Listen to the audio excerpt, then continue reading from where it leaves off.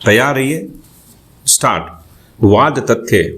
अपीलार्थी पत्नी और प्रत्युत्तरदाता पति दोनों एक दूसरे से प्रेम करते थे। बाद में दिनांक 8/4/2005 को दोनों ने विवाह कर लिया। यद्यपि अपीलार्थी प्रत्युत्तरदाता से उम्र में 6 से 7 वर्ष बड़ी थी। दोनों के वैवाहिक जीवन से दिनांक 3/1/2007 को एक पुत्री भी उत्पन्न हुई, किंतु दोनों के बीच पारस्परिक तालमेल एवं प्रेम भाव अधिक दिनों तक नहीं चल पाया। अंततः दिनांक 7/12/2006 को एक विधिक सूचना देने के बाद प्रत्युत्तरदाता पति ने अपीलार्थी के विरुद्ध अधिनियम की धारा 13(1) के अंतर्गत विवाह विच्छेद की याचिका संख्या 65/2007 इस आधार पर संस्थित की कि पत्नी उसे मानसिक रूप से प्रताड़ित करती है और उसे उसके पड़ोसियों, संबंधियों, मित्रों, यहाँ तक कि उसके कार्यस्थल विद्यालय पर जाकर छात्रों के सामने भी गाली गलौज करती है और अपमानित भी करती है। याचिका प्रस्तुत करने के 5 दिन बाद ही अपीलार्थी दिनांक 12/4/2007 को प्रत्युत्तरदाता का घर छोड़कर चली गई। अतः उसने एक और याचिका संख्या 532/2007 नया नंबर 13/2010 संस्थित की। दूसरी तरफ पत्नी ने भी धारा 9 के अंतर्गत दाम्पत्य अधिकारों की पुनर्स्थापना हेतु एक याचिका प्रस्तुत की।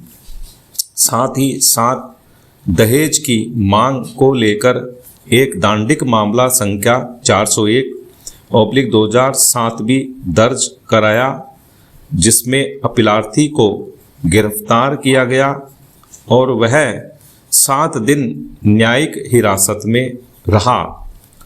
पक्षों को सुनने एवं साक्ष्यों पर विचार करने के बाद विचारण न्यायालय ने प्रत्युत्तरदाता की विवाह विच्छेद की याचिका निरस्त कर दी और अपीलार्थी की धारा 9 के अंतर्गत याचिका को अनुज्ञात किया। प्रथम अपील न्यायालय ने भी अपीलार्थी की अपील निरस्त करते हुए विचारण न्यायालय के निर्णय की पुष्टि कर दी। अतः अपीलार्थी ने व्यवहार प्रक्रिया संहिता की धारा 100 के अंतर्गत मद्रास उच्च न्यायालय के समक्ष द्वितीय अपील प्रस्तुत की। उच्च न्यायालय ने विचार के लिए 2 अन्य प्रश्न के साथ निम्नलिखित विधि का सारवान प्रश्न विरचित किया। 1. क्या अवर न्यायालय अपीलार्थी और प्रत्युत्तरदाता के बीच विवाह को मानसिक क्रूरता के आधार पर भंग करने में विफल रहने में सही और न्यायोचित थे, जबकि विशेषकर प्रत्युत्तरदाता के द्वारा अपीलार्थी और उसके माता पिता के विरुद्ध परिवाद दिनांक 24/11/2007 और तत्परिणामी गिरफ्तारी बिना किसी प्रश्न के हिंदू विवाह अधिनियम की धारा 13(1) के अंतर्गत मानसिक क्रूरता गठित करता है। 3. क्या अवर न्यायालय के निर्णय सही और न्यायोचित हैं जब विशेष दांडिक अभियोजन CC नंबर 149/2008 अपीलार्थी की दोष मुक्ति में परिणामित हुआ।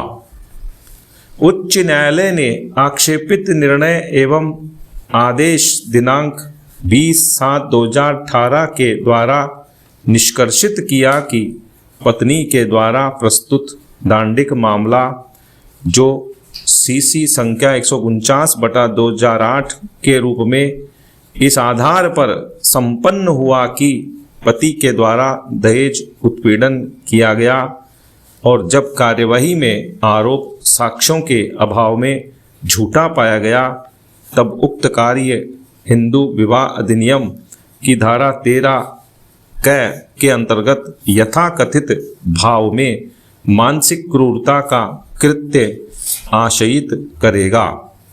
तदनुसार उच्च न्यायालय ने अपील अनुज्ञात की और अपीलार्थी के पक्ष में विवाह विच्छेद की आज्ञप्ति पारित कर दी। उच्च न्यायालय के निर्णय से व्यथित होकर पत्नी ने यह SLP अपील प्रस्तुत की। निर्णय 1, विधि की स्थिति सुस्थापित है कि CPC की धारा 100 के अंतर्गत सीमित क्षेत्राधिकार रखते हुए न तो उच्च न्यायालय और न ही यह न्यायालय साक्ष्यों का पुनर्मूल्यांकन कर सकता है। विराम।